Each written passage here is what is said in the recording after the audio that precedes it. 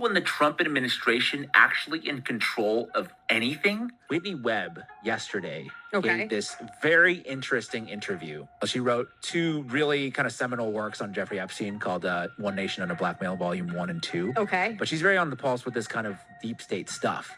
And what she's saying is that the Trump administration department heads are all just kind of like figureheads, quote unquote, that are made for TV, but there's actual other people running the government. So RFK Jr., right? You're like, what is he doing about it? Well, he's saying that no, RFK Jr. is just a guy who's good with the Maha base. He has that appeal to regular Americans, but there's another guy named Jim O'Neill, and Jim O'Neill's like an industry insider, and he's saying the same thing about like Pete Hegseth. Hegseth is a Fox News guy. You know, they're very good on camera. They can say a lot of stuff, but he's not actually running the show. There's another guy, Steven Feinberg, apparently deputy SecDef. So what she's saying is that, hey, we're going to let you be president, but we need our guys to actually run the thing. And then you can give the appearance of things changing, America first or Maha. All these things will give you like the show. Like Trump just cares about the show and producing that side of things. But in terms of the actual policy, there's other people that are in charge. But for Trump,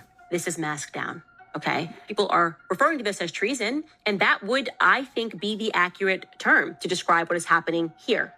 He is going to deny Americans in need disaster funding if he finds out that that city or state that is in need is boycotting Israel. Hey guys, welcome back to another video. This is a really short clip, but this is one of many. I feel like it's really interesting how more people just don't believe in the MAGA movement no more. And I never really did in the first place. I just wanted him to do a better job and just make shit cheaper again. But it's just like, it's just another regime exchange. It wasn't really the change that everybody thought it was going to be. And more, even if it's hardcore fans, just waking up to it. So that's just my take on it. It's my little breakdown. Hope you guys enjoy. Try to enjoy some more clips, man. I'm gonna try to throw up a bunch of them today. So hopefully they drop them right now. Make you act any differently? No. Is it safer than alcohol? Probably. People think of crack as being dirty. It's the exact opposite. When you make crack, what you're doing is you're burning off all the impurities so that it binds with the sodium bicarbonate, which makes it smokable. That's all. And I don't want to get into the psychology of it because I'm no expert, but I do know this, is that you combine with that ignition, combustion, and then you combine the ritual. You have your cigarette in the morning, you have a cigarette when you get out of the car, you have your cigarette with your coffee. Crack is that on steroids. So in translation, crack is good apparently. Now, I know what he's talking about because I used to be on the road doing truck driving, you know, smoking and drinking coffee. Yeah, but that just shows you the power of crack, man, and what it did to this man. And I'll probably do a future video why he really turned to that, because there was a lot of stories that got buried during the Biden administration. But that's just my thoughts on it, man. I swear, it sounds like he's a white pookie. It's just like the way he described the smoke or hitting his lips. I don't know. It's just junkie talk, bro. And it's not going to be okay to smoke crack. Becoming a Marvel comic, we have radioactive wasps, possibly radioactive spiders. According to the Department of Energy, they have, this is not even in Russia. This is in the United States. You'd think it'd be in Chernobyl, a place that had their meltdown in 1986. No, it's in America, in South Carolina, at the Savannah River test site. Now, Savannah River was formerly a nuclear test site, which is why the Department of Energy is part of it.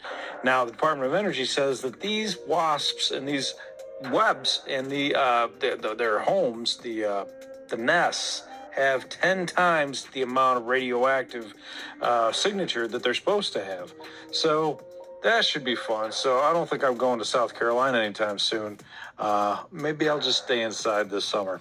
It's already hot and humid as it is. But what do you think? Do you think that this is like a sign of the apocalypse, or just another sign that we're turning into a comic book movie right before our very eyes? Oh, and I think that's very interesting. I don't know what's going on with my technology, but I started experiencing glitches, and I just had to move around so I could get a better connection, try to log it on. But if you can hit that like and subscribe button, because I feel like it's the more I try to give you the truth, the harder it is to get out. So if you could just leave a comment or just share the video, You know, that'd be a great help. But radioactive, it's like when you hear radioactive spiders, I think Spider-Man. Like, I love to be Spider-Man. I love to have a little Miles Morales thing going. But that's just me. I'm gonna let another clip roll. I keep slurring my words because this is the first time I'm doing a TikTok breakdown video. So y'all just let me know what y'all think, man. Thanks. Next clip. The system gave you a version of the sun, but the true one walks outside the walls. Once you step outside the system, you don't just see the lies. You start to question the very version of truth they gave you. Because if they lied about the world, what else did they lie about? They changed his name, they changed the calendar, they changed the feast, and they changed the image. They gave you a God that serves empires, a version of Jesus that blesses kings and wars, not the spirit-led son who walked in truth, flipped tables, and called out the religious elite. Woe to those who call evil good and good evil, who put darkness for light and light for darkness, who put bitter for sweet and sweet for bitter. Isaiah 5:20. That's what they did. They turned obedience into legalism, they turned spirit into superstition, and they turned the narrow path into a wide gate and called it grace. But the true Messiah, he was never part of their system. He walked the way, not a denomination. You can't follow the real Messiah while staying loyal to the system that crucified him.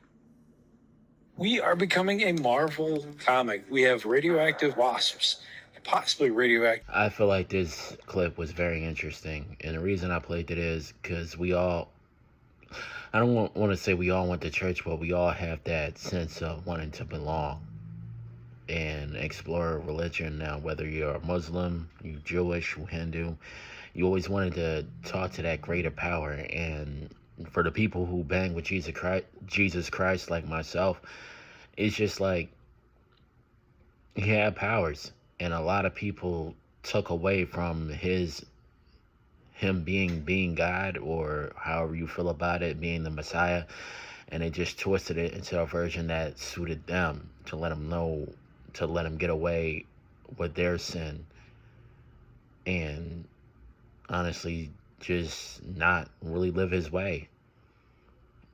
That's basically what's been going on. A lot of people try to take away from a person or a figure and turn it into their own twisted version of it. And the reason I played this is because, honestly, take away what you can. And that's what I did. Like, it's just my belief. If you have powers, you something to research. So I just let the audience decide for themselves. I'm not trying to push this radical Christian ideology. I just try to do my best. And I feel like that's what we all go through. So whether religion you believe in, whether it's Muhammad or another figure, man, just try to do your best. And the thing about even those figures, they'll twist them and try to use them to their advantage as well. So we just really got to be really... I was about to say something else, but we got to have discernment. All right, there we go. We got a discernment of what the religion is versus what other people want it to be. And that's what I wanted to take from the clip, or I hope you took from it.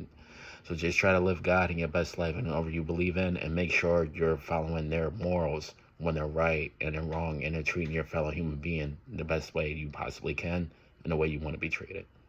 All right, guys, that's it. Thanks.